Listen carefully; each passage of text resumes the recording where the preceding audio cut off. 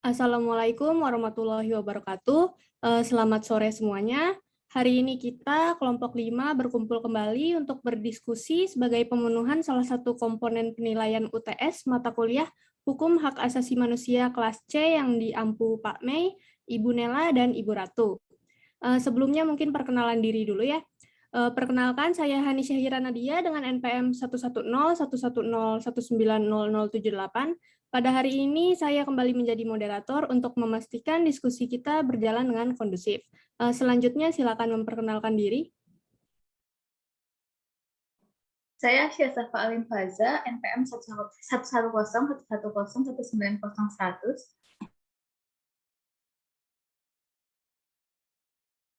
Saya Hikmadila, NPM 1101101900076. Saya Tika Nurama Utama dengan NPM 1101101900087. Perkenalkan, nama saya Teresia Pelairin dengan NPM 1101101900086. Ya, terima kasih. Topik yang kita bawakan hari ini cukup banyak sehingga sistemnya adalah penyampaian materi dulu, lalu sesi tanya jawab, baru dilanjut ke topik yang selanjutnya.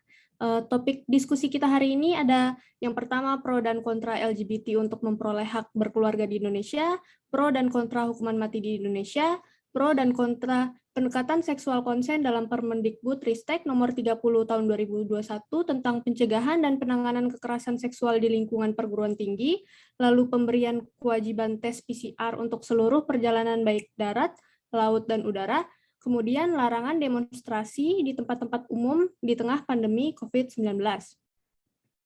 Untuk topik pertama mengenai pro dan kontra LGBT untuk memperoleh hak berkeluarga di Indonesia akan disampaikan oleh Alin. Silakan di next slide-nya, Dila. Boleh Alin untuk dipresentasikan.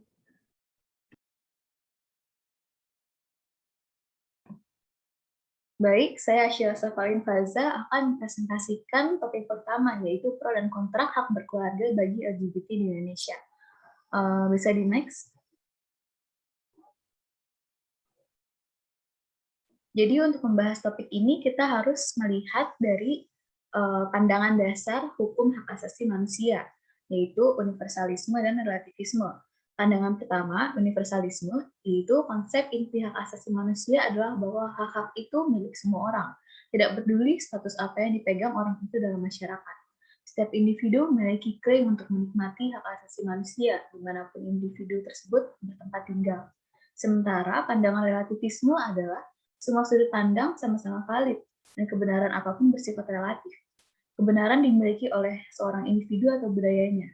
Semua keyakinan etis, agama, dan politik adalah kebenaran yang terkait dengan identitas budaya individu atau masyarakat. Next.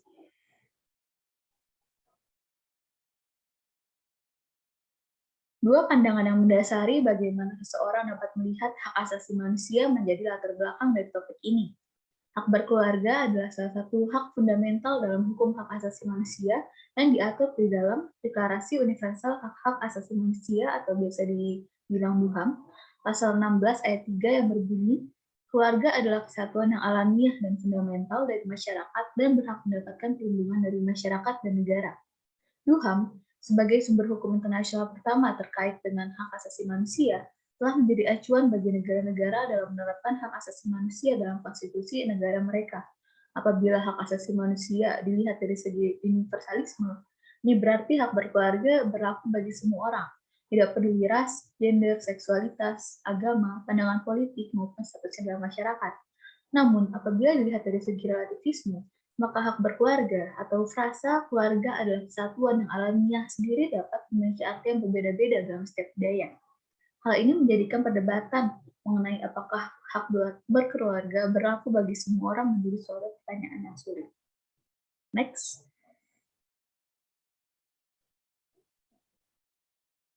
Selanjutnya kita akan masuk ke dalam argumen kontra bagi hak berkeluarga bagi komunitas LGBT di Indonesia.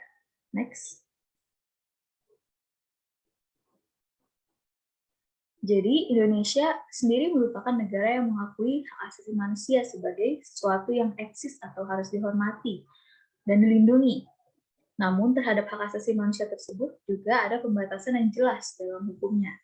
Menurut DUHAM pasal 29 ayat 2, dalam menjalankan hak-hak dan kebebasan-kebebasannya, setiap orang harus tunduk hanya pada pembatasan-pembatasan yang ditetapkan oleh undang-undang yang tujuannya semata-mata untuk menjamin pengakuan serta penghormatan yang tepat terhadap hak-hak dan kebebasan terhadap orang lain, dan untuk memenuhi syarat-syarat yang adil dalam hak kesusilaan, ketertiban, dan kesejahteraan umum.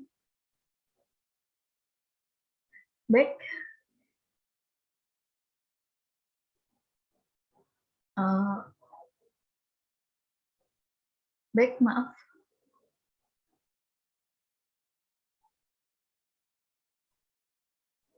Baik, dia. Baik, PPT-nya dia.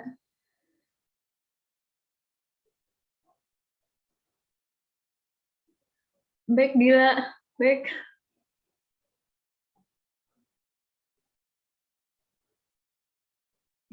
Terima kasih. Next. Ya. Terima kasih. Presentasi akan saya lanjutkan. Tadi DUHAM pasal 29 ayat 2 berbunyi dalam menjalankan hak dan kebebasan-kebebasannya, setiap orang harus tunduk hanya pada pembatasan-pembatasan yang ditetapkan oleh undang-undang yang tujuannya semata-mata untuk menjamin pengakuan serta penghormatan yang tepat terhadap hak-hak dan kebebasan-kebebasan orang lain, dan untuk memenuhi syarat-syarat yang adil dalam hal kesusilaan, ketertiban, dan kesejahteraan umum dalam suatu masyarakat yang demokratis. Pembatasan ini juga diatur dalam Undang-Undang Nomor 39 Tahun 1999 tentang Hak Asasi Manusia, Pasal 70 dan Pasal 73. Pasal 70 berbunyi, dalam menjalankan hak dan kebebasannya, setiap orang wajib tunduk kepada pembatasan yang ditetapkan oleh undang-undang dengan maksud untuk menjamin pengakuan serta penghormatan atas hak dan kebebasan orang lain, dan untuk memenuhi tuntutan yang adil sesuai dengan pertimbangan moral, keamanan, dan ketertiban umum dalam suatu masyarakat demokratis. Sementara pasal 73 berisi hak dan kebebasan yang diatur dalam undang-undang ini hanya dapat dibatasi oleh dan berdasarkan undang-undang semata-mata untuk menjamin pengakuan dan penghormatan terhadap hak asasi manusia serta kebebasan dasar orang lain, kesusilaan, ketertiban umum, dan kepentingan bangsa. Next.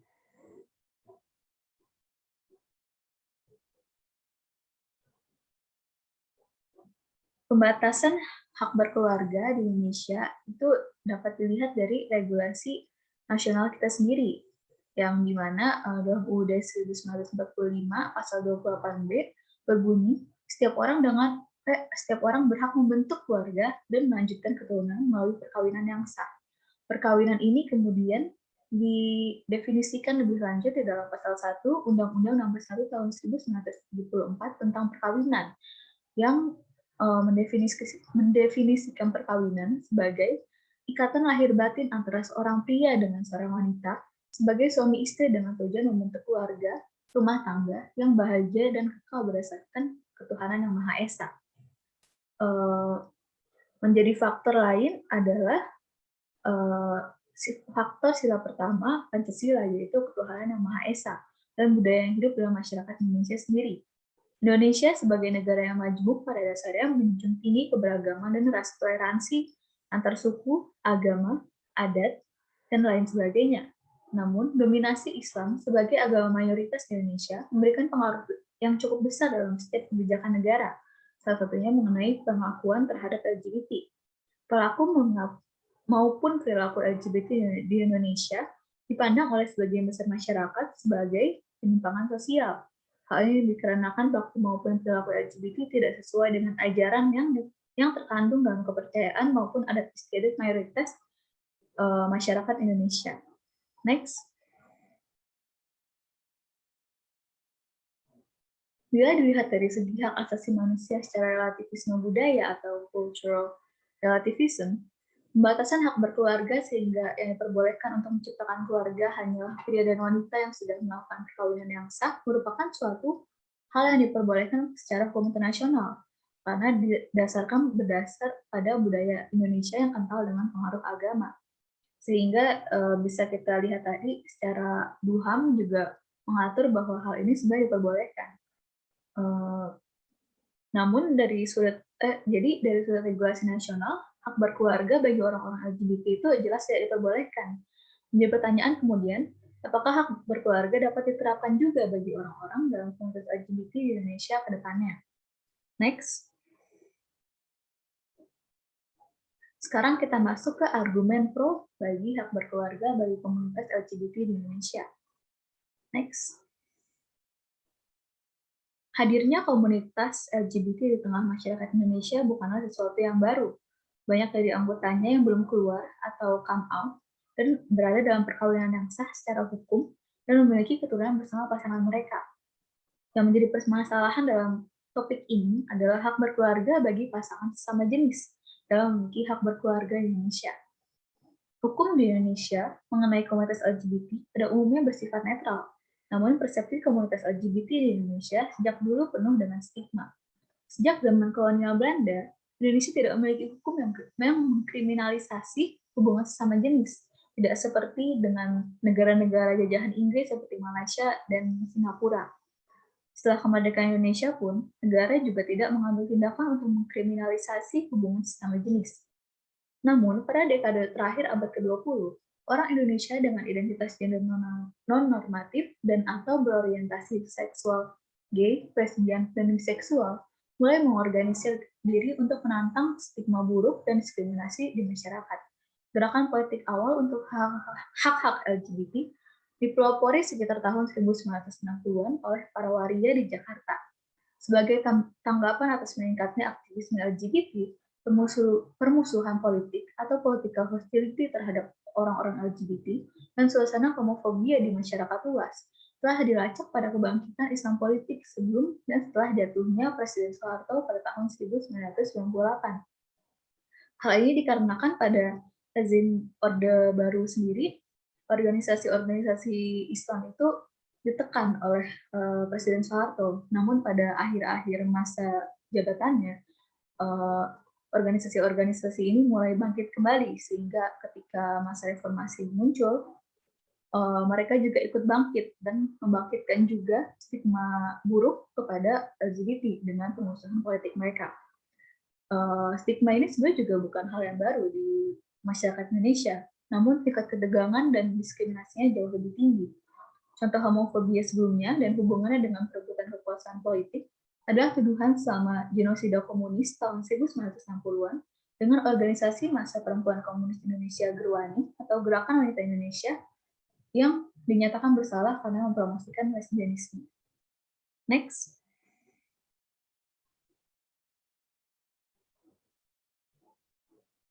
Namun, dengan berkembangnya hukum hak asasi manusia internasional yang cenderung mendukung untuk memberikan hak-hak dan menghilangkan stigma serta diskriminasi terhadap komunitas LGBT, stigma buruk dalam masyarakat Indonesia terkait komunitas LGBT ke depannya bisa saja perlahan-lahan menghilang. Dengan hilangnya pengaruh homofobia yang berdasarkan pada budaya yang kental dengan agama dan perkembangan hukum internasional yang mendukung atas pemberian hak bagi komunitas LGBT, maka regulasi terkait hak berkeluarga bagi komunitas LGBT di Indonesia mungkin saja akan berubah di kemudian hari. Para akademisi dan para ahli hak asasi manusia secara internasional itu yang berpandangan universalis juga sebenarnya tahu kalau mereka menggunakan argumen bahwa semua manusia itu berhak mendapatkan hak yang sama dimanapun ia berada itu akan dibantah oleh orang-orang yang memandang hak asasi manusia secara relativisme. Oleh karena itu mereka melakukan pendekatan sosial dalam mengubah regulasi terkait LGBT. Pendekatan universalis berpendapat bahwa hak-hak mengenai komunitas LGBT telah diatur dalam perjanjian-perjanjian serta dokumen-dokumen internasional. Namun, banyak negara yang menolak atas dasar perspektif relativisme hak asasi manusia yang menjunjung tinggi kedaulatan budaya mereka. Oleh karenanya, apabila ingin mengubah regulasi terkait hak asasi manusia yang dimiliki oleh komunitas LGBT, pendekatan yang dilakukan tidak hanya dengan hukum internasional saja, melainkan juga melalui pendekatan sosial. Pendekatan sosial yang dilakukan juga harus disesuaikan dengan budaya dari tiap negara untuk menghindari jatuh ke dalam gagasan homonormativitas kebarat-baratan atau homonasionalisme. Next.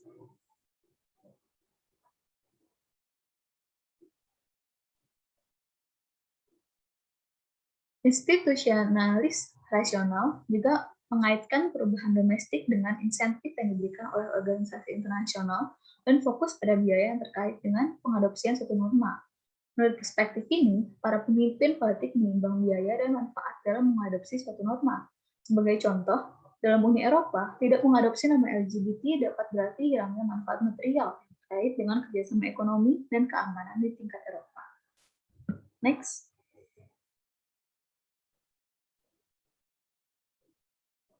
Dasar hak berkeluarga bagi komunitas LGBT sendiri yang mungkin dapat diterapkan ya, mungkin bisa digunakan di kemudian hari itu.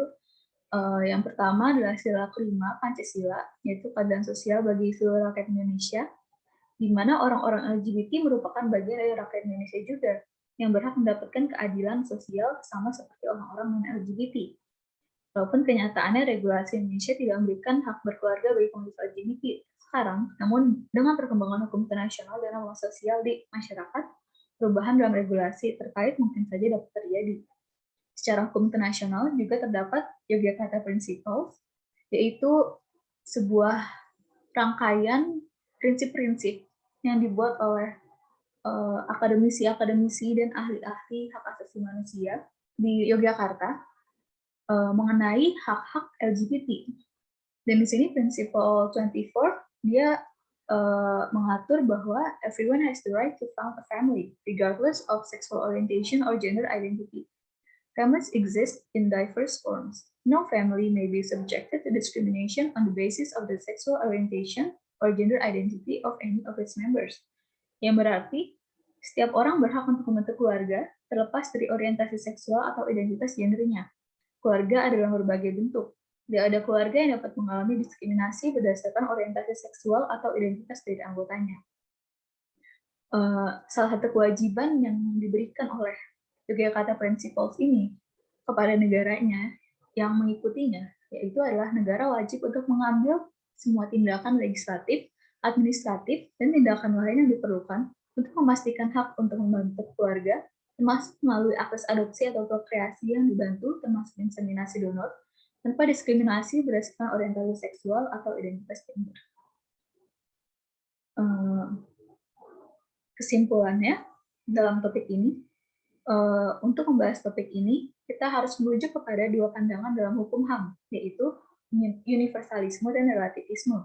Dari sisi kontra hak berkeluarga bagi LGBT, argumen dapat dibuat melalui pandangan bahwa hak asasi manusia adalah relatif, di mana hak asasi tersebut berbeda-beda dan menyesuaikan diri terhadap budaya dan adat istiadat yang berlaku pada suatu negara. Dari dua HAM pun diperbolehkan diberlakukannya pembatasan hak asasi manusia oleh suatu negara. Dari sisi regulasi nasional pun, hukum di Indonesia juga jelas tidak memperbolehkan hak berkeluarga bagi komunitas LGBT.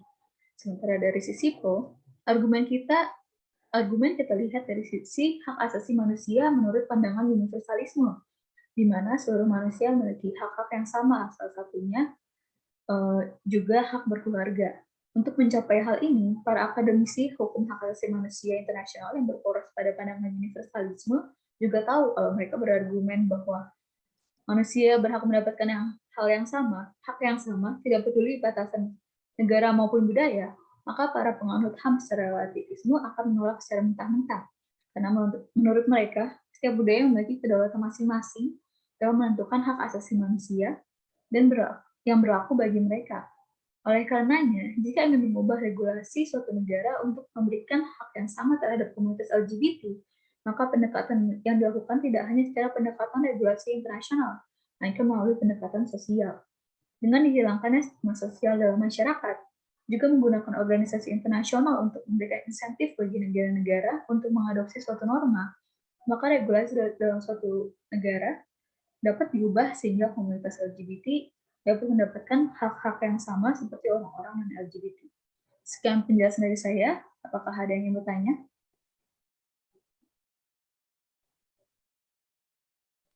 Saya izin bertanya, Saudara Alim.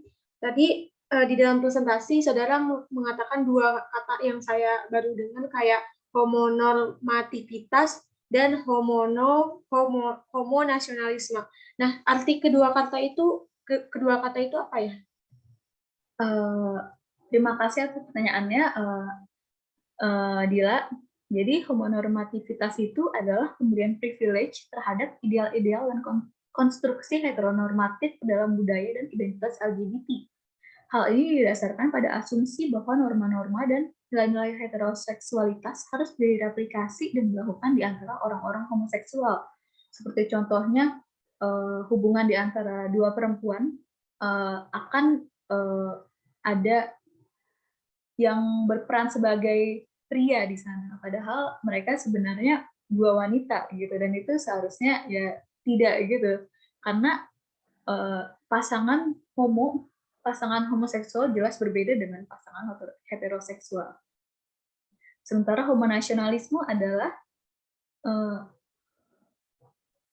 asosiasi yang menguntungkan antara ideologi nasionalis dan orang-orang LGBT atau hak-hak yang mereka miliki. Istilah ini diciptakan oleh Jasbir Kapoor untuk merujuk pada proses di mana beberapa kelompok menggunakan term komunitas LGBT untuk membenarkan posisi rasis, xenofobia atau penolakan terhadap orang dari luar negeri, dan aporofobi, penolakan terhadap orang miskin, terutama terhadap muslim, dengan didasarkan pada prasangka bahwa orang-orang muslim yang bermigrasi ke negara-negara barat menganut paham homofobik.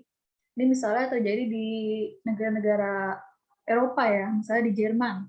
Mereka yang banyak dapat orang-orang imigran dari Timur Tengah, biasanya mereka bisa menggunakan alasan bahwa mereka merupakan bagian dari LGBT untuk bilang bahwa untuk melakukan hal-hal yang rasis terhadap orang-orang muslim tersebut, karena mereka menganggap bahwa orang-orang muslim itu homofobik semuanya, dan ini seharusnya tidak boleh ya, karena ya kita tidak bisa menganggap semua orang itu homofobik karena dia berasal dari suatu negara atau dari ras tertentu.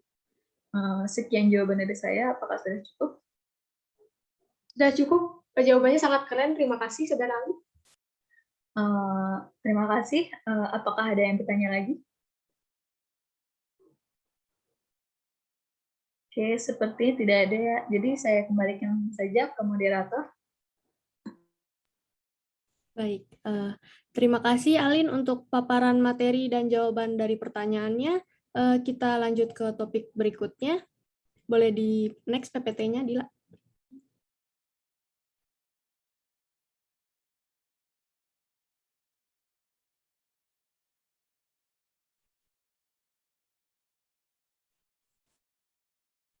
Ya, topik selanjutnya adalah pro dan kontra hukuman mati di Indonesia yang akan disampaikan oleh saya sendiri. Boleh next? Nah, pertama saya akan mengulik dulu apa sih yang membuat hukuman mati begitu kontroversial khususnya di Indonesia. Jika kita melihat pasal 10 KUHP, hukuman mati adalah salah satu pidana pokok dalam sistem hukum pidana Indonesia, yang artinya dalam hukum pidana Indonesia, hukuman mati diancamkan pada kejahatan-kejahatan tertentu dalam KUHP maupun di luar KUHP. Contoh kejahatan yang diancam hukuman mati itu contohnya seperti terorisme, kejahatan narkoba, dan lain-lain. Kemudian dalam pelaksanaannya tentu saja akan ada hak untuk hidup milik si terhukum yang akan dirampas. Sedangkan hak untuk hidup itu merupakan hak dasar yang seharusnya tidak boleh dikurangi dalam keadaan apapun.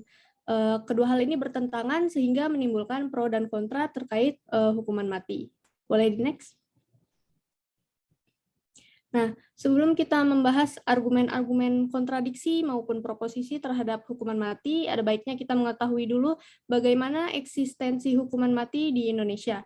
Bisa dilihat di grafiknya di layar, dari tahun 2017 naik terus ya. Tahun kemarin ada 117 vonis mati dijatuhkan di Indonesia, dengan rincian 101 untuk kasus narkoba dan 16 untuk kasus pembunuhan. Cukup banyak. Berarti di Indonesia hukuman mati ini cukup sering dijatuhkan. Boleh di next slide-nya.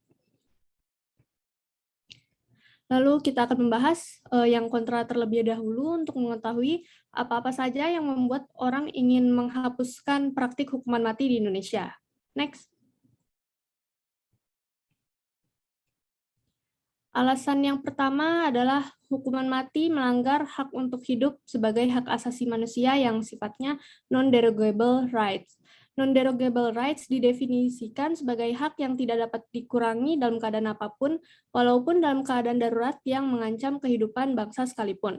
Jaminan perlindungan hak yang tidak dapat dikurangi ini dibuat untuk mengatakan bahwa hak-hak asasi manusia termasuk ke dalam hak dasar yang tidak boleh dikurangi. Sebab jika hak tersebut dikurangi, maka eksistensi dan martabat seseorang sebagai manusia akan hancur. Nah, hak untuk hidup sebagai hak yang tidak boleh dikurangi ini diatur dalam berbagai instrumen hak asasi manusia, baik internasional maupun nasional, yakni dalam pasal 3 DUHAM, pasal 6 ayat 1 dan pasal 7 ICCPR, serta dalam konstitusi Indonesia sendiri, yakni Undang-Undang Dasar 1945 pada pasal 28A dan 28I. Nah, terjaminnya hak untuk hidup sebagai hak yang tidak boleh dikurangi dalam konstitusi juga memunculkan alasan lain untuk menentang hukuman mati di Indonesia. Terdapat pandangan bahwa dengan dipraktikannya hukuman mati di Indonesia, maka ketentuan ini saja sudah menyimpang dari konstitusi sebagai hukum tertinggi. Dengan kata lain, praktik ini melanggar hak konstitusional. Kemudian terdapat juga kekhawatiran akan terjadinya kekeliruan pengadilan dalam penetapan pidana. Karena hukuman mati ini kan sifatnya bersifat final, maka jika setelah hukuman mati dilaksanakan dan kemudian hari ditemukan novum atau fakta-fakta baru dalam suatu kasus, akan berakibat sangat fatal. Boleh next? Setelah kita tahu alasan-alasan mengapa sebagian pihak menginginkan dihapuskannya hukuman mati di Indonesia, sekarang kita beralih membahas alasan-alasan yang mendukung untuk mempertahankan praktik hukuman mati di Indonesia. Next.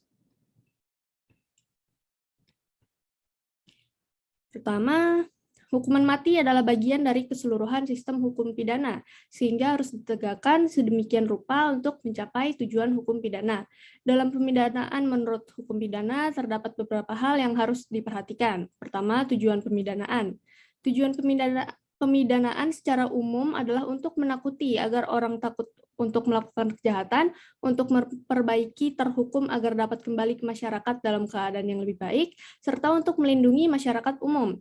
Jika kita kaitkan ke hukuman mati, selain melindungi masyarakat, sebenarnya hukuman mati ini bertujuan juga sebagai pencegahan umum, yang membuat orang takut untuk melakukan kejahatan yang diancamkan hukuman mati tersebut. Juga dapat berupa efek penjara yang diharapkan dapat membuat angka kejahatan akan menurun. Meski terkadang efektivitas hukuman mati pada angka kejahatan tidak selalu signifikan, pandangan ini meyakini bahwa hukuman mati memang diperlukan karena tingkat kejahatan mungkin saja semakin memburuk tanpa ancaman hukuman mati pada kejahatan-kejahatan tertentu. Contohnya dalam kejahatan narkotika. Meski di Indonesia telah diancamkan hukuman mati, namun tindak pidana narkotika tetap saja dilakukan oleh banyak orang. Buktinya dapat kita lihat pada grafik yang saya tampilkan sebelumnya, mayoritas kasusnya adalah narkotika. Namun menurut pandangan ini, misalnya terhadap tindak pidana narkotika ini tidak diancamkan hukuman mati, mungkin saja Indonesia akan semakin menjamur kartel-kartel narkoba. Nah, kemudian hal yang harus diperhatikan selanjutnya adalah berat ringan pidana. Dalam hal ini, hukuman mati hanya akan dijatuhkan pada kejahatan-kejahatan besar tertentu yang telah diatur secara limitatif dalam undang-undang saja. Hukuman mati dalam hal ini dianggap sebagai sebuah keadilan atas kejahatan besar yang telah dilakukan pihak terhukum. Lalu, cara penjatuhan pidana. Cara penjatuhan pidana mati mulai dari jenis-jenis tindak pidana apa saja yang diancamkan hukuman mati hingga eksekusinya seluruhnya telah ada di dalam peraturan perundang-undangan Indonesia. Dengan demikian pandangan ini melihat bahwa hukuman mati tidak dilakukan secara sewenang-wenang. Kemudian selanjutnya terdapat pandangan lain untuk melihat hak untuk hidup yang termaktub dalam konstitusi. Meski dalam pasal 28A UUD 45 memang diatur mengenai hak untuk hidup serta pasal 28I yang menyatakannya sebagai salah satu hak yang tidak boleh dikurangi, namun dalam memahami sebuah kaidah hukum perlu untuk memperhatikan ketentuan terkait secara komprehensif dan menyeluruh sehingga pasal-pasal selanjutnya dalam Undang-Undang 45 juga harus ditelaah. Silakan lihat pasal 28J ayat 2 yang bunyinya bisa dibaca di layar masing-masing. Menurut pandangan ini mengenai jaminan perlindungan konstitusional atas hak untuk hidup yang diatur pada pasal 28A yang oleh pasal 28I ayat 1 Undang-Undang 45 dinyatakan sebagai salah satu hak yang tidak boleh dikurangi, secara kontradiktif berdasar pada pasal 28J ayat 2 dikenai pembatasan yang oleh sebagian pihak diartikan pula bahwa hak untuk hidup tidaklah bersifat mutlak. Sehingga diartikan pula bahwa pidana mati sebagai pembatasan yang terdapat dalam sejumlah peraturan perundang-undangan ini tidak bertentangan dengan konstitusi. Hal ini selaras juga dengan putusan Mahkamah Konstitusi Republik Indonesia nomor 2/3 garing PUU V1/2007 mengenai perkara pengujian konstitusionalitas hukuman mati dalam UU Narkotika, di mana MK menyatakan bahwa hukuman mati tidak bertentangan dengan konstitusi Indonesia. Dari putusan ini terlihat bahwa majelis yang memutus mencoba mencari keseimbangan antara hak asasi manusia dan kewajiban menghormati hak asasi manusia orang lain. Dengan diberlakukannya batasan-batasan salah satunya adalah hukuman mati, sehingga hukuman mati di Indonesia dari pandangan ini tidaklah bertentangan dengan konstitusi negara. Boleh di next? Nah, kita kembali lagi ke instrumen HAM internasional. Mengutip beberapa ketentuan mengenai hukuman mati dalam ICCPR bisa dilihat di layar. Intinya bahwa hukuman mati hanya dapat dijatuhkan terhadap beberapa kejahatan yang paling serius sesuai dengan hukum yang berlaku pada saat dilakukannya kejahatan tersebut atau tidak berlaku surut. Lalu orang yang dijatuhi hukuman mati berhak untuk memohon pengampunan atau penggantian hukuman. Adapun amnesti, pengampunan dan penggantian hukuman mati ini dapat diberikan dalam semua kasus. Lalu hukuman mati tidak boleh dijatuhkan pada seseorang di bawah usia 18 dan tidak boleh dilaksanakan pada perempuan yang mengandung. Nah, batasan-batasan ini menandakan bahwa ICCPR di dalam ICCPR hukuman mati ini bukanlah hal yang dilarang secara absolut. Jadi Indonesia sebagai negara yang meratifikasi ICCPR sebenarnya diperbolehkan saja untuk menggunakan hukuman mati selama tetap pada di batas-batas tersebut. Boleh di next. Nah, dari papasan barusan dapat disimpulkan bahwa perbedaan pandangan dan interpretasi pada nilai-nilai, kaidah hukum, dan lain-lain memicu kontroversi mengenai hukuman mati. Sebagian menuntut dihapuskannya hukuman mati dari sistem hukum pidana Indonesia, dan sebagian lagi merasa hukuman mati perlu dipertahankan. Hukuman mati di Indonesia dilaksanakan karena merupakan bagian dari sistem hukum pidana dengan mempertimbangkan berbagai aspek sehingga selama dilakukan dengan baik semestinya bukan merupakan bentuk kesewenang-wenangan. Meski demikian, memang tidak dapat dipungkiri praktik hukuman mati ini rawan terjadi pelanggaran hak, sehingga menjadi tugas hakim dan para penegak hukum untuk memastikan hukuman mati hanya dijatuhkan kepada pihak yang seharusnya dan atas kejahatan yang limitatif ditentukan dalam undang-undang. Sekian paparan materi mengenai hukuman mati di Indonesia. Apakah ada yang ingin ditanyakan? Izin bertanya, tadi kan dalam paparan tadi telah disinggung bahwa dalam praktek hukuman mati rawan terjadi pelanggaran HAM. Maka bagaimana cara untuk mengetahui dan memastikan bahwa hukuman mati khususnya di Indonesia pelaksanaan itu telah dilakukan dengan baik ya? Terima kasih. Baik, terima kasih Alin atas pertanyaannya. Untuk menjawab hal ini sebenarnya ada hal-hal yang harus diperhatikan dalam hal hukuman mati ya, mulai dari awal proses pengadili, penjatuhan pidana mati hingga pelaksanaannya.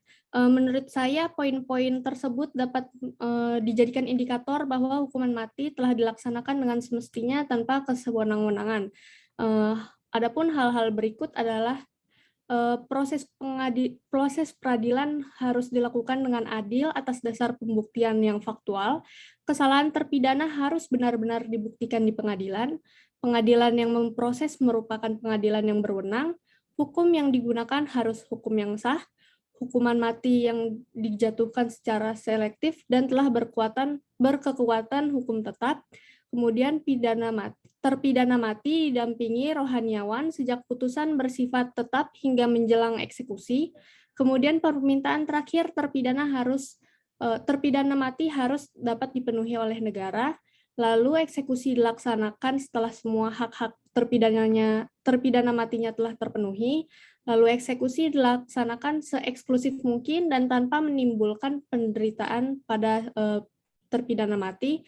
Lalu jenazah diperlakukan sebagaimana layaknya manusia tanpa mengadakan perbedaan. Sekiranya itu yang dapat saya jawab untuk pertanyaannya. Alin, apakah sudah menjawab? Iya, sudah sangat menjawab. Terima kasih, Hani. Baik, untuk materi ini apakah ada yang ingin ditanyakan lagi, teman-teman? Di sini saya mau izin bertanya. Mengingat hukuman mati adalah hukuman yang paling berat karena dapat mengambil hak untuk hidup seseorang, saya ingin bertanya, apakah ada kriteria tertentu yang mengelompokkan kejahatan-kejahatan seperti apa yang dapat dikenakan hukuman mati, serta apakah dimungkinkan di masa depan terjadi perubahan mengenai jenis-jenis kejahatan yang dapat diancam hukuman mati, seperti pengurangan atau penambahan jenis kejahatan yang diancam hukuman mati. Seperti itu. Terima kasih. Baik, terima kasih Tere atas pertanyaannya. Saya akan menjawab. Jawaban saya adalah iya. Oleh karena beratnya hukuman mati, maka terdapat kriteria tindak pidana yang dapat dijatuhkan hukuman mati agar tidak terjadi kesewenang-wenangan dalam menentukan ancaman pidana.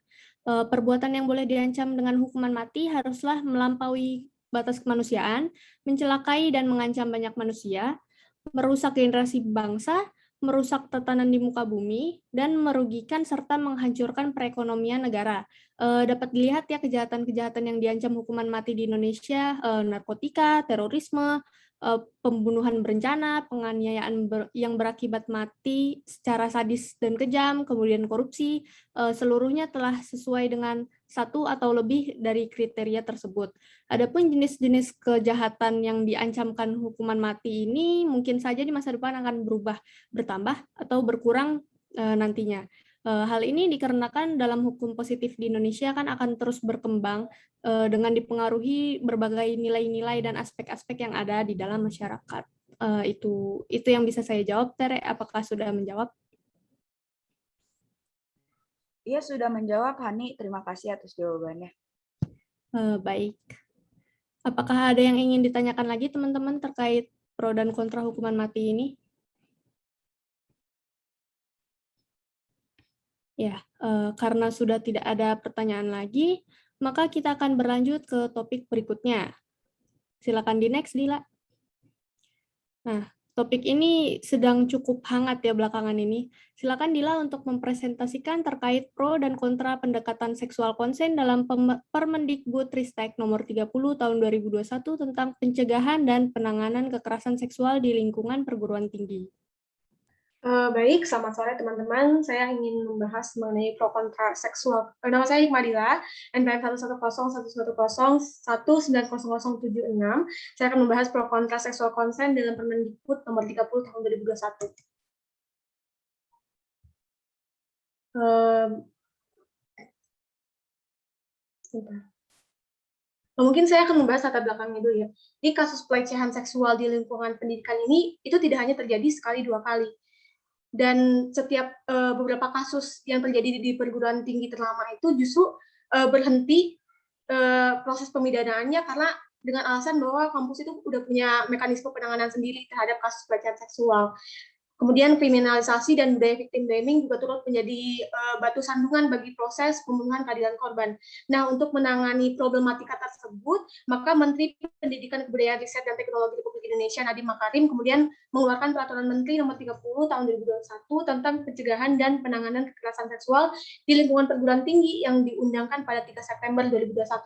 Namun, seperti halnya yang terjadi pada RUU penghapusan kekerasan seksual, Permendikbud ini juga mengundang banyak kontroversi dan banyak juga yang meminta untuk dicabut Permendikbud ini. Baik, saya akan membahas mengenai perlindungan kekerasan seksual sebagai bagian dari hak asasi manusia. Mungkin mengenai pandangan HAM mengenai partikularisme dan universalisme itu sudah dibahas dengan sangat baik dengan oleh saudara Alin, maka saya akan bahas pandangan HAM universal yang diakui secara internasional mengenai hak asasi perempuan yang disepakati sebagai hak asasi khusus, yakni konvensi penghapusan segala bentuk diskriminasi terhadap perempuan atau Convention of the Elimination and Discrimination Against Women yang disingkat menjadi, saya bacanya CEDAW ya. Indonesia sendiri telah meratifikasi CEDAW pada tahun 1984 yang tertuang dalam Undang-Undang tentang persetujuan pemerintah Indonesia untuk meratifikasi konvensi ini. CEDAW sendiri berisikan persamaan hak dalam segala bidang bagi laki-laki dan perempuan, termasuk hak mendapat perlindungan hukum dari kekerasan seksual yang tercantum dalam General Recommendation CEDAW. Jadi penolakan mengenai seksual consent ini itu tuh datang dari frasa kekerasan seksual di mana ada dalam Permendikbud 30 2021. Kekerasan seksual sendiri itu didefinisikan sebagai setiap perbuatan melanggar martabat kemanusiaan seseorang berdasarkan diskriminasi gender yang menyasar pada tubuh dan seksualitas seseorang yang berakibat pada kerugian pendidikan fisik, psikis, politik, dan atau sosial korban. Nah, jadi seksual consent sendiri adalah persetujuan bebas yang berupa komunikasi yang dilakukan antar individu sebelum melakukan aktivitas seksual. Jadi seksual consent itu mencakup sejumlah isu, misalnya kayak indikator hukum aktivitas seksual. Jadi dengan sukarela mengatakan ya untuk terlibat dalam segala bentuk aktivitas seksual adalah persetujuan dan kekurangan dari itu akan disebut sebagai pemerkosaan. Nah, persetujuan sendiri itu merupakan salah satu tolak ukur apakah telah terjadi kekerasan seksual atau tidak setelah terjadi kekerasan seksual atau tidak. Jadi secara logika sederhana kita dapat mengetahui bahwa apabila suatu hubungan tanpa konsen, maka hubungan tersebut adalah kekerasan seksual atau perkosaan yang tentu hal ini adalah peristiwa pelanggaran terhadap hak asasi manusia. Oke, saya lanjut ke perdebatan seksual konsen. Peraturan ini dianggap berbahaya sebab standar benar dan salah itu bukan berasal dari nilai-nilai agama, melainkan persetujuan para pihak di mana aktivitas seksual dianggap halal selama tidak ada pemaksaan dari kedua belah pihak dan kedua belah pihak itu sudah dewasa.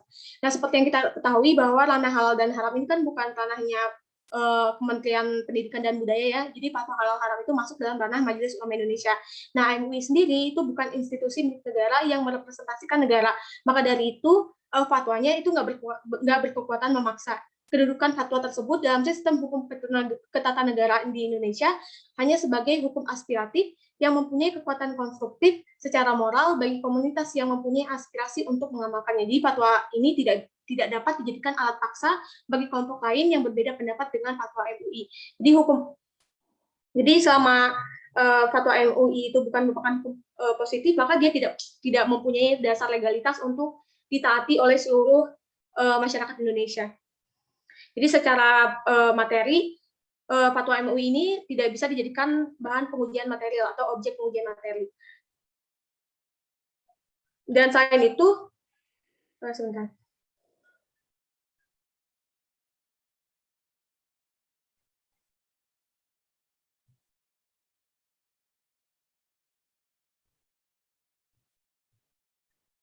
Selain itu juga penentuan moral hanya dari salah satu agama itu merupakan kepincangan dari penentuan moral umum di masyarakat Indonesia, karena hukum agama merupakan kebenaran mutlak bagi setiap penganutnya. Maka tidak dimungkinkan adanya pengecualian selain yang diatur dalam agamanya masing-masing. Bagi masyarakat plural, hal ini tentu berbahaya, terutama bagi Indonesia yang tidak hanya mengakui agama-agama besar, tapi juga aliran kepercayaan yang sangat beragam. Apabila menjadikan hukum salah satu agama sebagai moral umum, maka akan terjadi ketimpangan.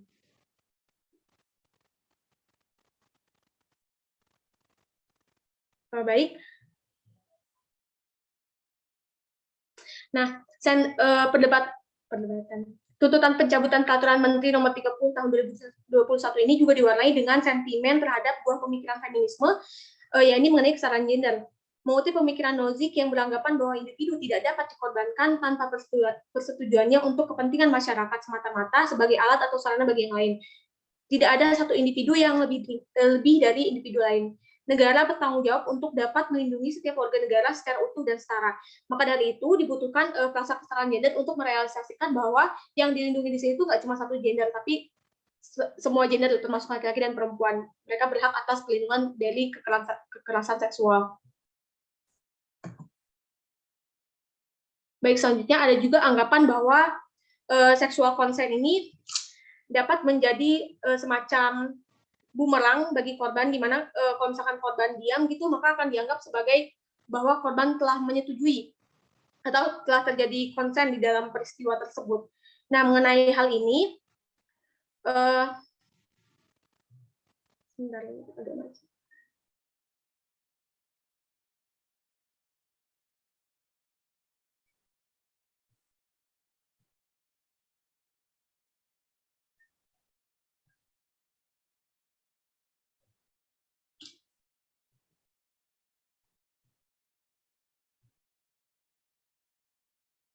Sebentar, ini ada gangguan teknis sebentar.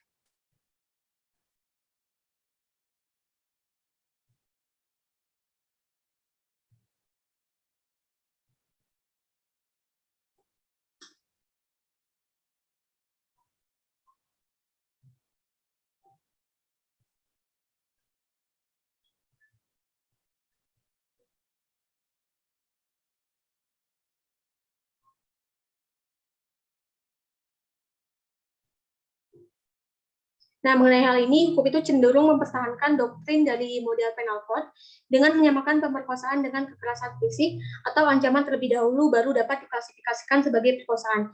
Nah, terjadi dalam kasus Illinois pada tahun 1943, di mana seorang gadis dibawa oleh seorang laki-laki ke dalam hutan dan diperkosa beberapa kali, namun karena korban itu tidak melawan dan tidak menangis, maka pengadilan itu membebaskan pelaku. Nah, padahal bidang neurologi itu menegaskan bahwa pada saat dalam pada ketakutan, otak itu mempunyai mekanisme flight or fight yang merupakan kondisi pertahanan yang digunakan untuk memberikan pra penilaian terhadap ancaman potensial sambil meminimalkan resiko dengan mematung atau bahkan tidak bergerak sama sekali. Nah, sehingga anggapan bahwa diam sebagai persetujuan atau konsen adalah salah. Adanya mekanisme keadaan otak yang mempengaruhi kondisi seseorang pada saat mendapatkan pelecehan memunculkan adagium yang berbunyi no means no, di mana pelecehan seksual itu bukan hanya dengan adanya kondisi diam dari korban, melainkan juga dengan adanya konsen dan non-konsen. Jadi semua pembuktian itu didasarkan pada konsensual dan bukan dibuktikan dengan ketiadaan perlawanan atau kondisi diamnya korban. Nah, maka dari itu, anggapan bahwa konsep konsensual ini dapat menjadi ancaman bagi korban yang diam saat terjadi peristiwa kekerasan seksual adalah keliru, sebab kondisi diamnya korban itu tidak termasuk dalam kategori persetujuan dalam konsep seksual konsen.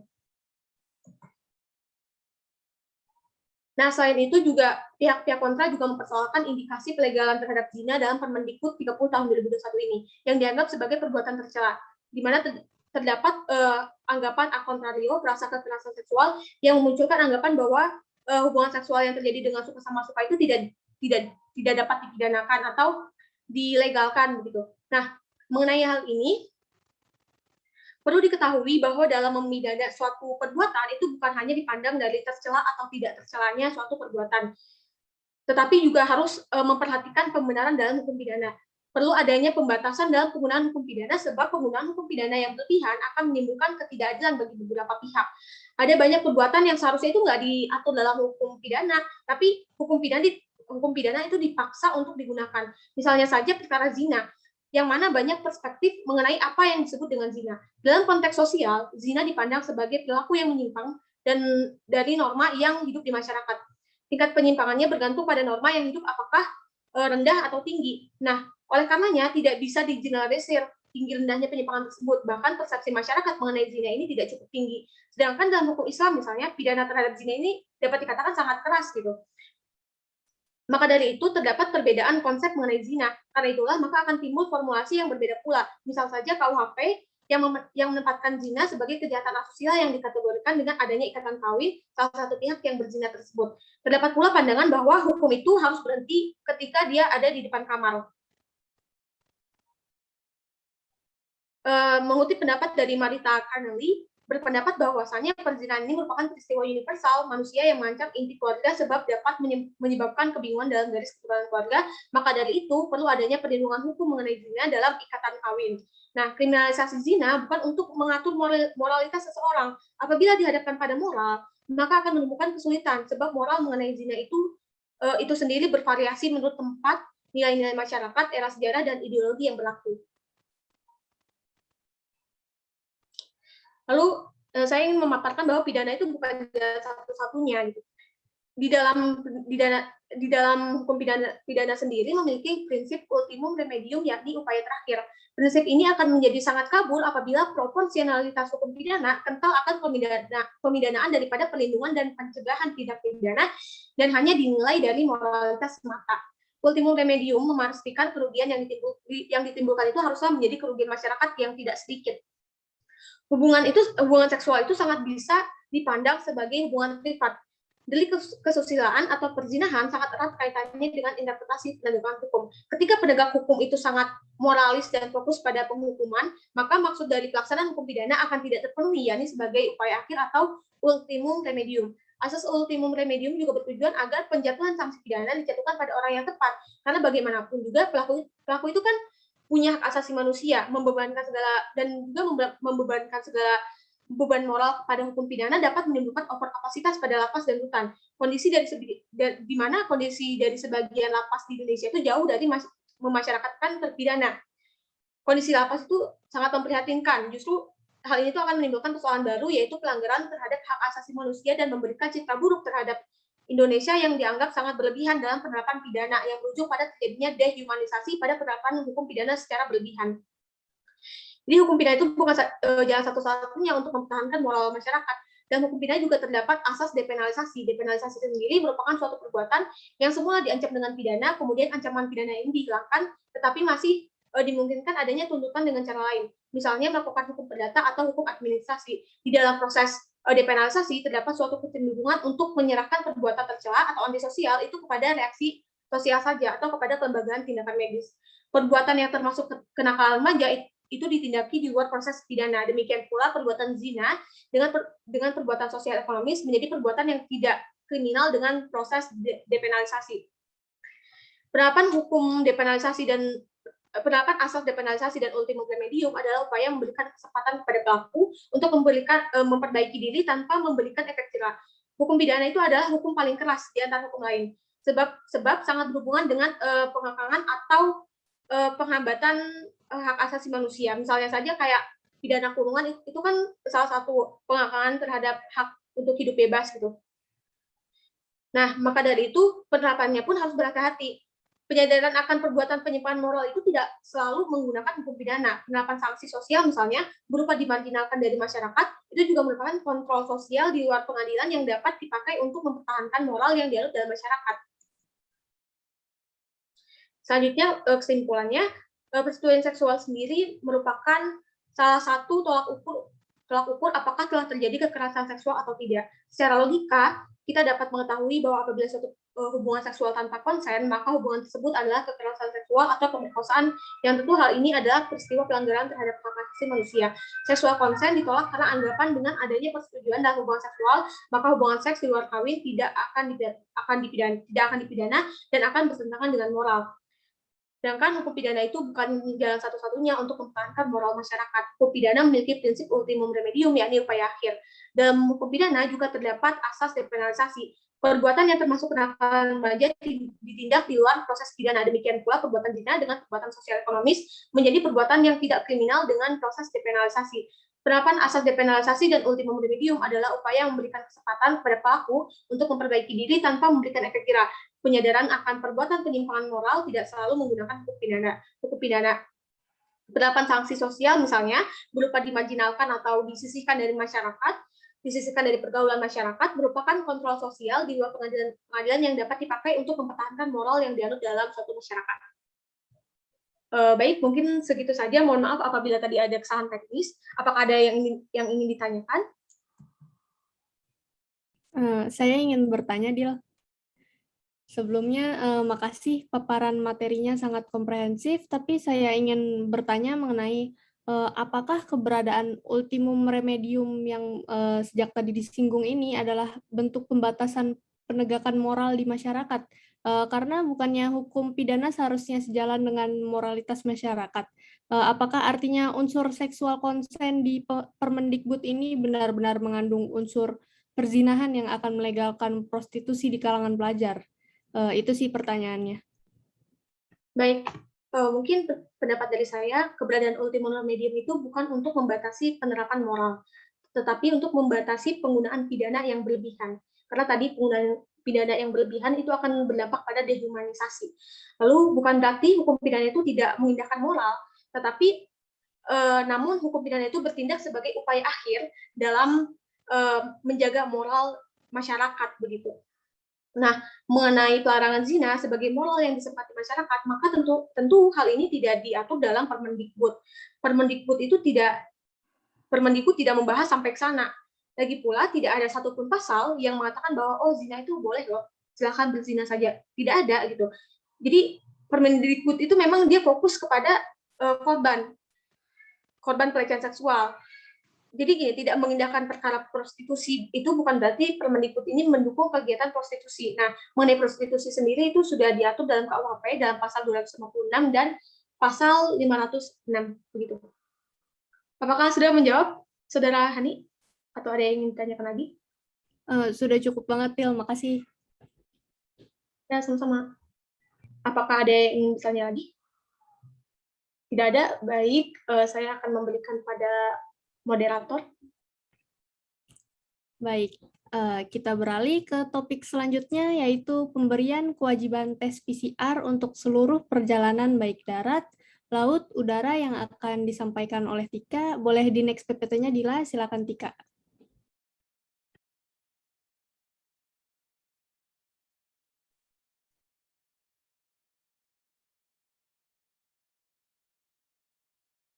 Oke, terima kasih Hani. Kali ini saya akan mempresentasikan hasil artikel saya tentang pemberian kewajiban tes PCR untuk seluruh moda transportasi perjalanan. Boleh langsung di next dulu.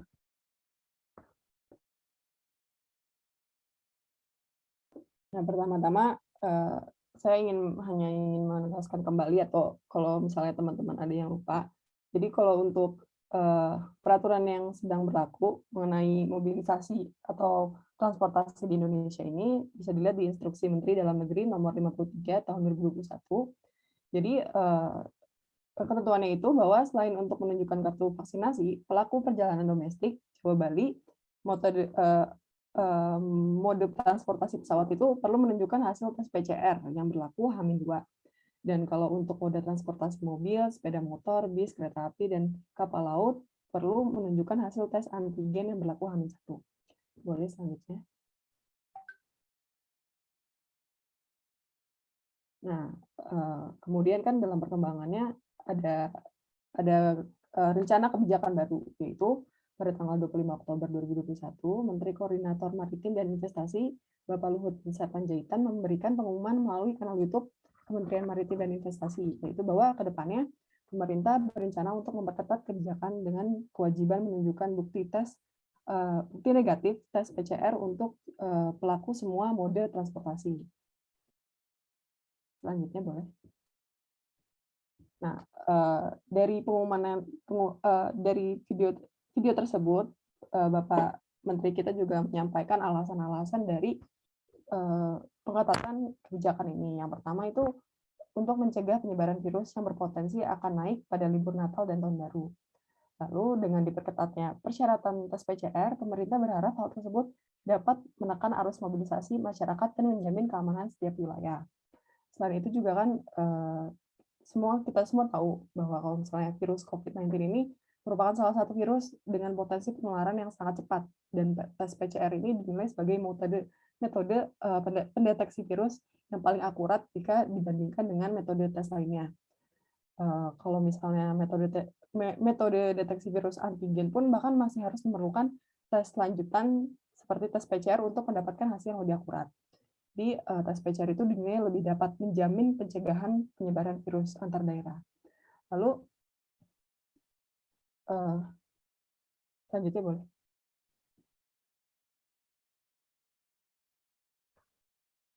Nah, ya. Nah, mengenai penolakan dari kebijakan ini, walaupun Presiden Jokowi telah menginstruksikan untuk menurunkan harga tes PCR menjadi lebih murah, namun tetap saja hal ini akan menjadi beban ekonomi bagi masyarakat luas, terutama bagi rakyat yang tidak mampu. Berdasarkan data Badan Pusat Statistik atau BPS, presentasi kemiskinan di Indonesia pada bulan Maret 2021, walaupun mengalami penurunan, ternyata masih lebih tinggi jika dibandingkan pada Maret 2020, yaitu meningkat sebanyak 0,36% atau 1,12 juta orang. Jadi oleh karena itu, penyamarataan pembebanan kewajiban tes PCR pada semua model transportasi dianggap akan menyulitkan masyarakat. Next, boleh. Nah, dalam pembahasan yang saya sampaikan ini, mengenai aspek HAM-nya itu, saya pertama akan memandang bahwa rencana pembebanan kewajiban tes PCR ini untuk semua moda transportasi merupakan salah satu upaya pemerintah dalam menjamin hak atas kesehatan masyarakat. Selanjutnya, pembebanan kewajiban tes PCR ini juga merupakan salah satu rencana strategi pemerintah untuk mencegah penyebaran virus di Indonesia yang akan berpotensi naik pada libur Natal dan Tahun Baru. Hal ini mengartikan bahwa pemerintah melakukan pembatasan terhadap hak untuk bergerak masyarakat.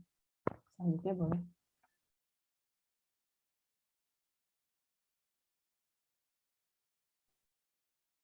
Nah, pertama-tama mengenai hak atas kesehatan.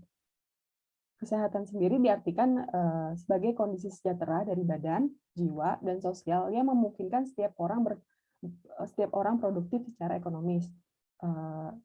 Itu definisi berdasarkan pasal 1 ayat 1 Undang-Undang Kesehatan. Lalu pada pasal 28H ayat 1 Undang-Undang Dasar disebutkan juga setiap orang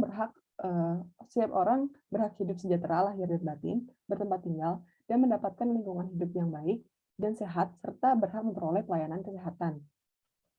Lalu mengenai ketentuan hukum internasionalnya juga mengenai hak kesehatan ini bisa ditemukan pada pasal 25 Universal Declaration of Human Rights dan pasal 12 ayat 1 Konvensi Internasional tentang Hak Ekonomi, Sosial, dan Budaya. Boleh selanjutnya. Nah, di dalam hukum hak asasi manusia kan kita mengenal yang namanya prinsip state responsibility. Yang maksudnya itu kan pemenuhan, perlindungan, dan penghormatan hak asasi manusia adalah tanggung jawab negara. Dapat ditemukan pada seluruh konvenan dan konvensi hak asasi manusia internasional maupun domestik. Jadi prinsip ini bisa ditemukan di berbagai ketentuan internasional ataupun domestik. Dan jaminan HAM juga menjadi salah satu substansi yang dimuat dalam Konstitusi Undang-Undang Dasar Republik Indonesia.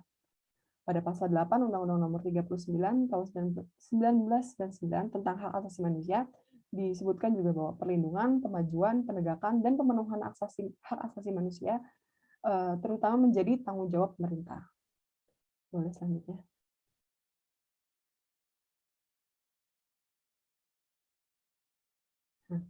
Dalam membuat kebijakan untuk mengatasi pandemi COVID-19 ini, pemerintah tidak dapat sembarangan memberikan diskresi, karena banyak aspek terkait hak asasi manusia yang perlu diperhatikan dan dipertaruhkan. Mengingat prinsip hak asasi manusia ini pemenuhannya akan saling bergantung, atau interdependen, dan saling terkait atau interrelated. Kalau interdependen itu kan maksudnya adalah pemenuhan kategori hak asasi manusia tertentu selalu bergantung dengan terpenuhinya hak lain. Dan untuk interrelated, maksudnya adalah keseluruhan hak asasi manusia merupakan bagian yang tidak terpisahkan dari yang lain. Boleh selanjutnya.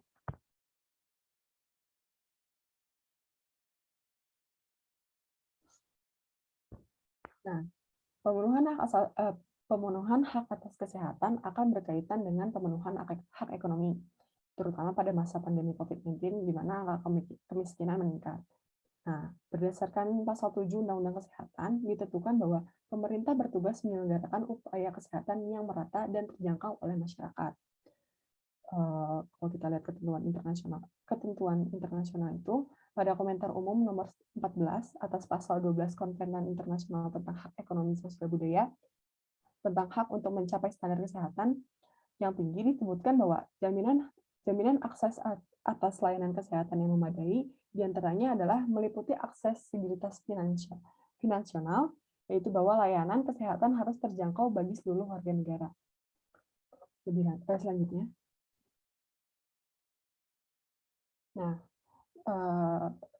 Indonesia Corruption Watch atau ICW juga memberikan laporan bahwa pemerintah Indonesia memberikan anggaran sebesar 193,9 triliun untuk sektor kesehatan dan baru terserap sebanyak 53,9%. Jadi untuk anggaran kesehatan pada masa pandemi ini sebenarnya bisa kita lihat masih terpakai setengahnya. Dari hal tersebut dapat diketahui bahwa sebenarnya pembebanan biaya tes PCR ini dapat diberikan kepada pemerintah, sehingga masyarakat dapat mendapatkan pelayanan tes PCR secara gratis. Boleh selanjutnya. Nah, berikutnya mengenai hak untuk bergerak atau freedom of movement. Untuk definisinya ini bisa didefinisikan hak untuk bergerak adalah hak asasi setiap individu untuk berpindah atau mutasi dari satu wilayah ke wilayah lain di bumi tanpa adanya pembatasan yang melanggar hak asasi manusia dan dilarang diskriminatif. Selanjutnya dalam ketentuan hukum internasional seperti pasal 15 European Court of Human Rights atau juga pada pasal 4 ayat 1 International Covenant on Civil and Political Rights yang menentukan bahwa pembatasan hak bergerak boleh dilakukan jika diperlakukan dengan memperhatikan prinsip proporsional, tidak bersifat diskriminatif, dan berdasarkan bukti ilmiah. Selanjutnya.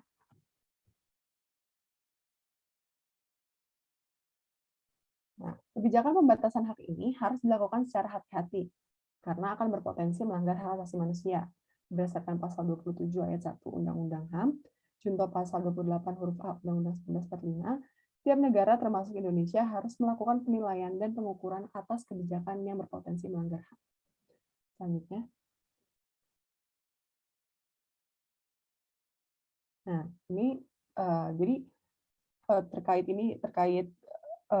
kebijakan transportasi juga ada isu-isu atau pembaruan lagi. Jadi ada pada tanggal 1 November 2021, Menteri Koordinator Bidang Pembangunan Manusia dan Kebudayaan, Bapak Muhadjir Effendi, dalam konferensi pers evaluasi PPKM, memberikan pengumuman bahwa rencana kebijakan relaksasi syarat untuk transportasi pesawat terbang yang akan diperbolehkan menggunakan hasil tes antigen untuk seluruh wilayah Indonesia. Tentu jika kebijakan tersebut direalisasikan bersama dengan ketentuan kewajiban tes PCR untuk mode transportasi darat laut akan menciptakan kesenjangan ketentuan yang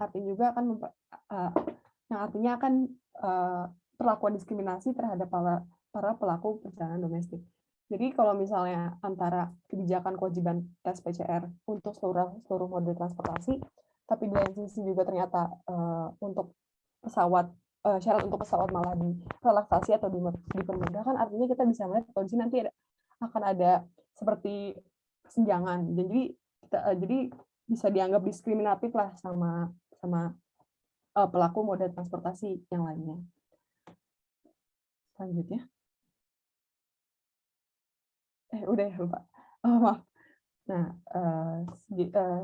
itu aja dari saya. Apakah ada yang ingin ditanyakan? Saya izin bertanya. Tadi kan dalam materi itu disampaikan, sempat disinggung kalau misalkan kewajiban negara itu untuk melakukan penilaian dan pengukuran atas setiap kebijakan yang berpotensi melanggar HAM. Nah, pertanyaan saya, apa sih tolak ukur negara dalam melakukan hal tersebut? Oh ya, terima kasih Dila atas pertanyaannya. Nah, kalau berdasarkan jurnal yang saya baca, jadi terdapat salah satu ada teori yang membahas mengenai tentang menilai keadilan dalam kebijakan publik, yaitu salah satunya teori dari hasil pemikiran John Rawls tentang konsep maksimin atau maksimum minimorum. Jadi maksud dari teori itu adalah setiap kebijakan yang dibuat pemerintah itu sebaiknya menimbang seberapa besar manfaat yang dihasilkan dan mudarat yang ditimbulkan. Apabila kebijakan yang dibuat membuahkan keuntungan yang lebih besar dibandingkan kerugian yang terjadi, kebijakan tersebut dapat dikatakan baik. Dan berlaku hal sebaliknya juga jika kebijakan tersebut menimbulkan dampak kerugian yang lebih besar dibanding dengan manfaatnya, maka seharusnya kebijakan itu tidak bisa dipilih. Sejauh ini untuk menilai tolak ukur baik atau buruknya hanya itu saja yang saya tahu. Seperti itu dia. Terima kasih, Tika. Baik, apakah ada pertanyaan lagi? Saya izin bertanya, dari isu ini kan kita bisa mengambil kesimpulan bahwa pemerintah mendahulukan hak kesehatan dibanding hak untuk bergerak. Apa yang menjadi dasar pemerintah bisa melakukan hal tersebut? Oh ya, jadi kan kita bisa melihat, jadi anggaplah hierarki atau kedudukan antara hak kesehatan dan hak bergerak ini seperti apa. Nah, kan kalau misalnya berdasarkan undang-undang ini, hak atas kesehatan lingkungan hidup yang baik, pelayanan kesehatan itu merupakan bagian dari hak hidup yang ditentukan pada pasal 28A. Dan hak hidup itu kan merupakan golongan hak yang tidak dapat dikurangi pemenuhannya jika berdasarkan pasal 28.1 ayat 28I ayat 1 Undang-Undang 1945. Nah, dan hak untuk dan selain hak-hak yang dicantumkan pada pasal 28I itu adalah hak-hak yang boleh dikurangi. Jadi jadi hak untuk bergerak tergolong kepada non-derogable rights atau yang pemenuhan itu dapat dikurangi. Jadi oleh karena itu penghambatan mobilisasi masyarakat dengan kewajiban tes PCR ini dapat dilakukan oleh pemerintah atas dasar keamanan dan kepentingan umum. Jadi ya kesimpulannya adalah penjaminan atas hak hidup ini bisa didahulukan jika dibandingkan dengan hak untuk bergerak. Seperti itu. Bagaimana, Arif? Baik, sudah cukup jawabannya. Terima kasih, Tika. Oke, apakah ada yang ingin didiskusikan lagi atau ada pertanyaan? Artinya sudah cukup ya. Oke, terima kasih teman-teman. Sekian dari saya kembalikan kepada moderator.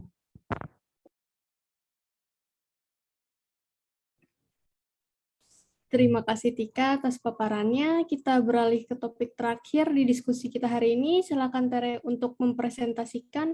Tapi ada azan, kita mau istirahat dulu sebentar baru dilanjut nanti. Gimana teman-teman?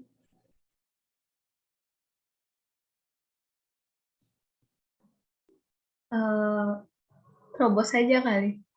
Atau Terobos saja. Kalau di saya belum azan sih, kebetulan sederhana. Gimana Tere? Kalau dari saya sih nggak apa-apa kalau dilanjutin, cuman teman-teman nggak apa-apa nggak ada suaranya.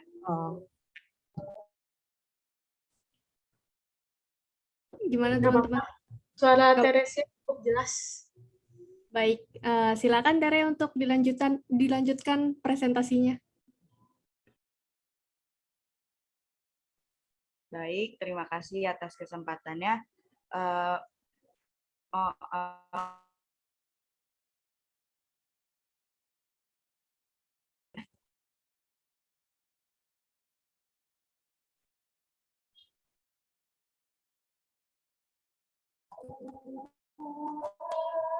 Maaf, slide-nya boleh selanjutnya.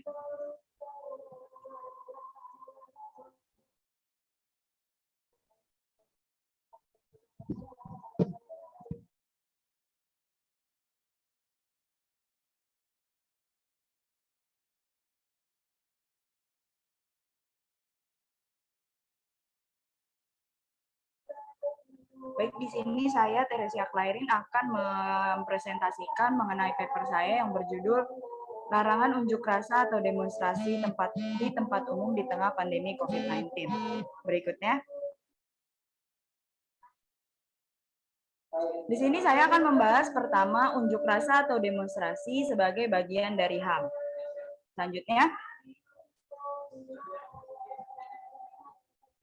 Pertama, di sini kita akan melihat dasar hukum, yaitu Undang-Undang Dasar Negara Republik Indonesia 1945 yang disampaikan dalam pasal 28E ayat 3 menyatakan bahwa setiap orang berhak atas kebebasan berserikat, berkumpul, dan mengeluarkan pendapat.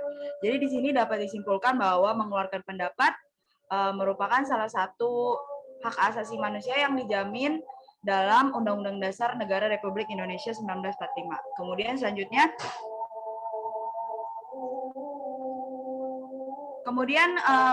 kita bisa melihat lagi dasar hukum selanjutnya, yaitu Undang-Undang Nomor 39 Tahun 1999 tentang Hak Asasi Manusia. Disebutkan dalam pasal 23 ayat 2 Undang-Undang tersebut bahwa di dalam hak atas kebebasan pribadi termasuk di dalamnya adalah kebebasan untuk setiap orang untuk mempunyai, mengeluarkan, dan menyebarluaskan pendapat sesuai hati nuraninya secara lisan dan atau tulisan melalui media cetak maupun elektronik dengan memperhatikan nilai-nilai agama, kesusilaan, ketertiban, kepentingan umum, dan keutuhan bangsa. Selain itu, disebutkan juga dalam pasal 25 Undang-Undang tersebut bahwa setiap orang berhak untuk menyampaikan pendapat di muka umum, termasuk hak untuk mogok sesuai dengan ketentuan peraturan perundang-undangan. Kemudian selanjutnya, peraturan perundang-undangan yang dimaksud dalam pasal 25 Undang-Undang 39 tahun 1999 adalah Undang-Undang Nomor 9 tahun 1998 tentang kemerdekaan menyampaikan pendapat di muka umum. Disebutkan dalam pasal 9 ayat 1 Undang-Undang Nomor 9 tahun 1998 bahwa bentuk penyampaian pendapat di muka umum dapat dilaksanakan dengan pertama unjuk rasa atau demonstrasi, kedua pawai, ketiga rapat umum, keempat mimbar bebas. Kemudian selanjutnya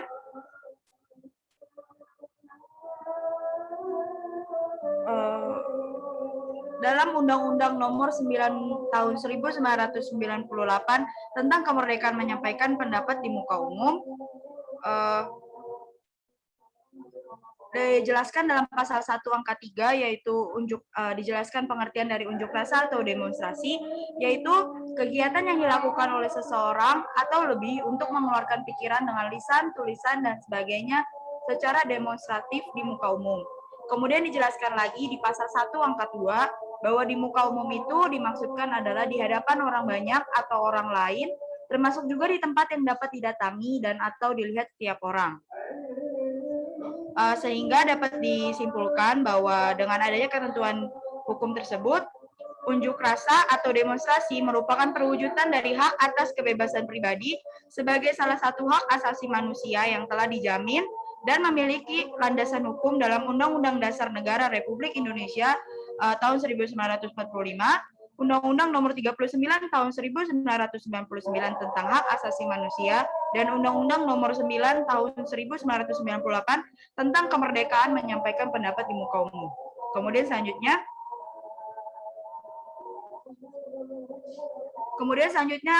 kita akan membahas tentang diberlakukannya PSBB dan PPKM dikarenakan COVID-19 yang dapat menghalangi berjalannya unjuk rasa di saat pandemi. Selanjutnya, seperti yang kita tahu bahwa pada Desember 2019 muncul sebuah penyakit di Wuhan, China, yang kemudian WHO atau World Health Organization menamakannya dengan Coronavirus Disease 2019 atau disebut juga COVID-19. Dan pada 11 Maret 2020 diumumkan oleh WHO bahwa terjadi kondisi pandemi dikarenakan tersebarnya COVID-19 ke seluruh dunia.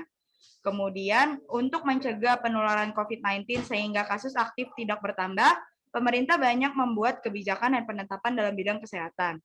Salah satu kebijakannya itu adalah penetapan tentang pembatasan sosial berskala besar atau PSBB dan pemberlakuan pembatasan kegiatan masyarakat atau PPKM.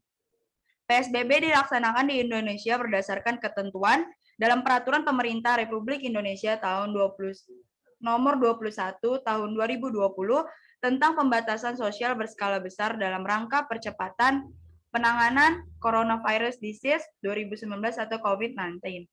Kemudian pelaksanaannya itu juga melihat Peraturan Menteri Kesehatan Republik Indonesia Nomor 9 Tahun 2020 tentang pedoman pembatasan sosial berskala besar dalam rangka percepatan penanganan Coronavirus Disease 2019 atau COVID-19. Kemudian selanjutnya,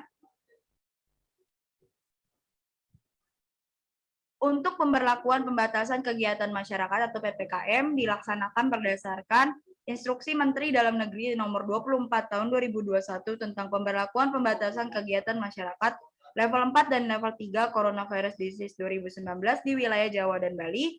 Kemudian melihat juga Instruksi Menteri Dalam Negeri Nomor 25 Tahun 2021 tentang pemberlakuan pembatasan kegiatan masyarakat di level 4 Coronavirus Disease 2019 di wilayah Sumatera, Kalimantan, Sulawesi, Nusa Tenggara, Maluku, dan Papua.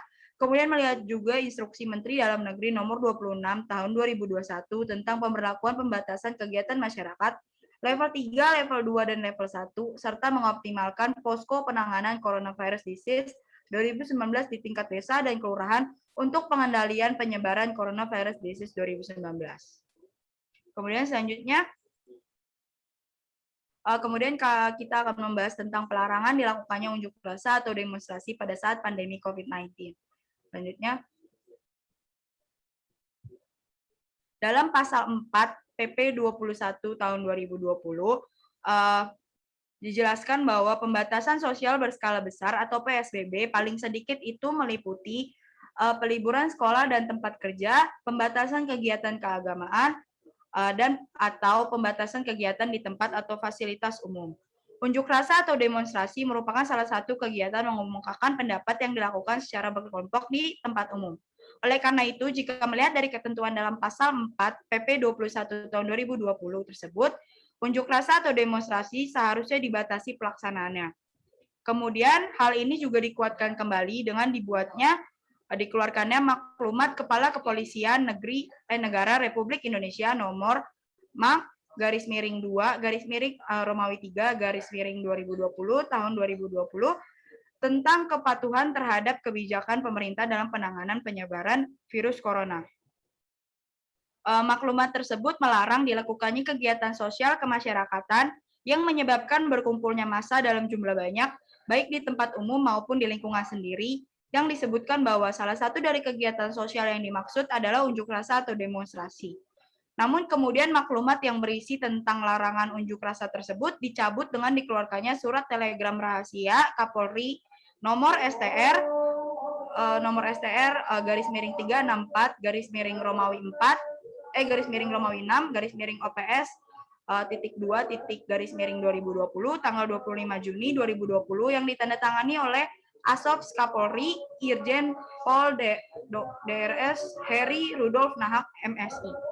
Dengan disebutkan dalam surat telegram Kapolri tersebut bahwa walaupun maklumat tersebut dicabut, Polri akan tetap menjalankan tugasnya dalam rangka memastikan standar protokol kesehatan keluarga tetap berjalan.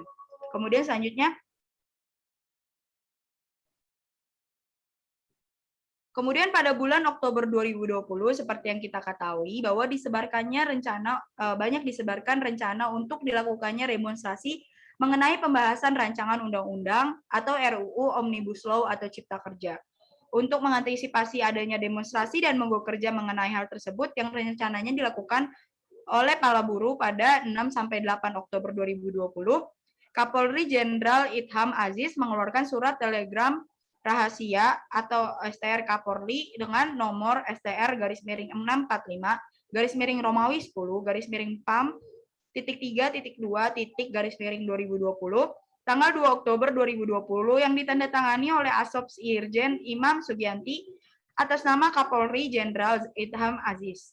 Isi surat telegram rahasia Kapolri tersebut mengenai penanganan dan antisipasi demo dan mogok kerja yang melibatkan pekerja buruh dan pihak terkait lainnya di tengah pandemi COVID-19. Surat telegram rahasia tersebut juga menyatakan bahwa unjuk rasa atau demonstrasi di tengah pandemi akan berdampak pada faktor kesehatan, perekonomian, moral, dan juga hukum. Kadif Humas Polri Irjen Raden Prabowo Argoyuwono menyatakan bahwa mengenai penyampaian pendapat di muka umum, penyampaian aspirasi atau demonstrasi telah dijamin dalam Undang-Undang Nomor 9 Tahun 1998 dan tidak dilarang. Selanjutnya,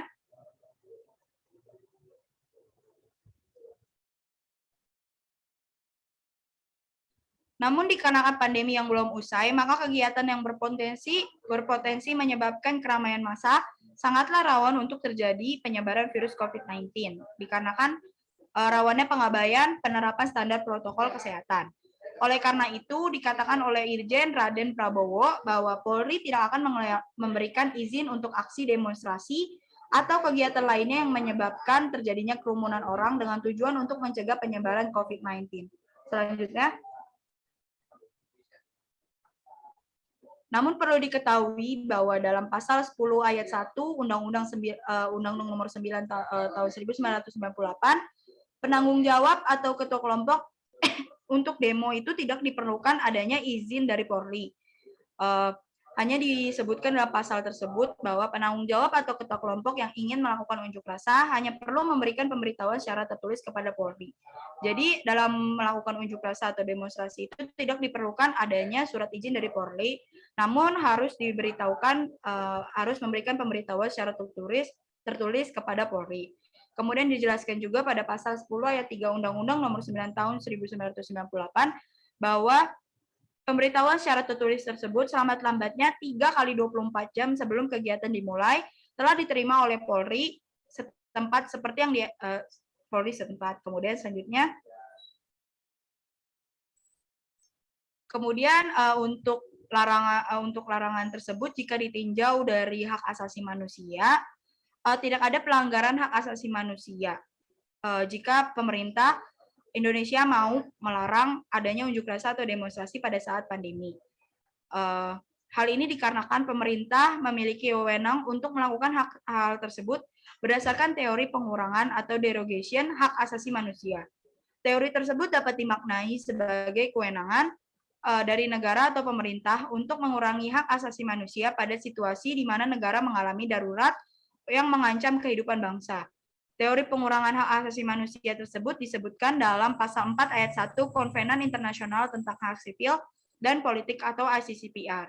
Situasi darurat atau ancaman yang dapat dijadikan alasan untuk dapat dilakukannya pengurangan hak asasi manusia jika ancaman tersebut mempengaruhi seluruh penduduk dan seluruh atau sebagian wilayah negara dan mengancam integritas fisik penduduk,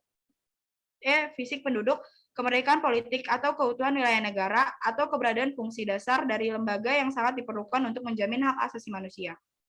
Dengan pengertian tersebut, maka dapat disimpulkan bahwa pandemi COVID-19 merupakan ancaman yang dapat dijadikan alasan oleh pemerintah untuk melakukan pengurangan hak asasi manusia, yang dalam hal ini merupakan hak untuk menyampaikan pendapat di muka umum dalam bentuk unjuk rasa atau demonstrasi. Oleh karena itu, jika pemerintah melarang untuk diadakannya unjuk rasa atau demonstrasi pada saat pandemi COVID-19, maka tidak ada pelanggaran hak asasi manusia yang dilakukan oleh pemerintah. Sekian presentasi dari saya mengenai materi ini. Mungkin dari teman-teman ada tanggapan atau ada pertanyaan. Saya izin bertanya, Tere. Ya, baik. Sebelumnya, terima kasih atas paparannya. Saya ingin bertanya, dari presentasi materi yang disampaikan, berarti dapat disimpulkan bahwa demo di saat pandemi itu tidak dilarang, namun dianjurkan untuk tidak dilakukan oleh pemerintah. Selain itu, didapati juga bahwa ditinjau dari teori hak asasi manusia yang ada, bahwa pemerintah Indonesia memiliki wewenang jika ingin melarang adanya unjuk rasa atau demonstrasi pada saat pandemi dan tidak dianggap melanggar hak asasi manusia. Oleh karena itu, saya ingin bertanya, mengapa pemerintah Indonesia sampai sejauh ini tidak pernah memberikan aturan yang tegas melarang adanya unjuk rasa di tengah pandemi? Karena yang kita tahu kan demo pada saat pandemi itu sampai sekarang masih seringkali terjadi, seperti contohnya demo mengenai RUU Cipta Kerja yang beresiko menimbulkan klaster COVID baru gitu. Itu aja pertanyaannya, Tere. Terima kasih. Terima kasih Hani atas pertanyaannya. Mengenai hal ini, menurut saya walaupun pemerintah memiliki wewenang untuk mengeluarkan perintah atau peraturan yang secara tegas melarang adanya unjuk rasa di tengah pandemi, tetap saja pemerintah tidak boleh asal untuk membuat peraturan yang dapat mengurangi hak asasi manusia. Yang dalam hal ini yang sedang kita bicarakan adalah hak kemerdekaan menyampaikan pendapat di muka umum. Jika dilakukan, akan beresiko besar menimbulkan penyelewengan kekuasaan oleh pemerintah dan pelanggaran hak asasi manusia besar, karena hak kemerdekaan menyampaikan pendapat adalah salah satu hak yang dilindungi oleh undang-undang. Jika ingin melakukan pelarangan tersebut, haruslah dilakukan pengkajian mendalam dan mempelajari apa saja akibat-akibat yang akan ditimbulkan. Jadi jika adanya peraturan yang fix mengenai pelarangan unjuk rasa dalam pandemi itu bisa menjadi beresiko besar menjadi kebijakan yang kurang bijak dari pemerintah. Seperti itu kiranya jawaban dari saya. Apakah menjawab untuk Hani? Sudah cukup, Ter. Sudah mantap. Makasih. Baik, terima kasih Hani. Dari teman-teman mungkin ada tanggapan atau ada pertanyaan lagi? Saya ingin bertanya. Ya, baik. Penasaran aja sih, misalnya kalau misalnya ada kelompok yang memutuskan untuk melakukan demo di tengah pandemi ini, apakah ketua kelompok atau penanggung jawab demo tersebut dapat dikenai sanksi pidana ya? Itu aja, terima kasih. Baik, terima kasih pertanyaannya Tika. Seperti yang telah dijelaskan sebelumnya dan telah dikatakan oleh Kadif Humas Polri sebelumnya, dalam wawancaranya mengenai surat telegram rahasia Kapolri yang mengantisipasi berjalannya demo RUU Cipta Kerja tahun lalu, demo atau unjuk rasa pada dasarnya tidak dilarang dikarenakan sudah dijamin dalam Undang-Undang Nomor 9 Tahun 1998 tentang kemerdekaan menyampaikan pendapat di muka umum. Jadi jika ada suatu kelompok memutuskan untuk melakukan demo di tengah pandemi tidak dapat dipidana menurut saya, karena itu merupakan hak mereka untuk melakukan demo. Namun dianjurkan untuk selalu mematuhi protokol kesehatan dan jangan melakukan demo yang anarkis, karena jika melakukan demo yang anarkis, maka akan memberikan kesempatan untuk dapat dijerat dengan sanksi pidana. Seperti itu kiranya jawaban dari saya. Apakah menjawab untuk Tika? Oke, baik. Jadi kalau misalnya akan kena sanksi pidana jika demo tersebut dilakukan secara anarkis atau menimbulkan kerugian lain gitu ya. Oke, terima kasih Tere. Terima kasih Tika juga dan Hani atas pertanyaannya.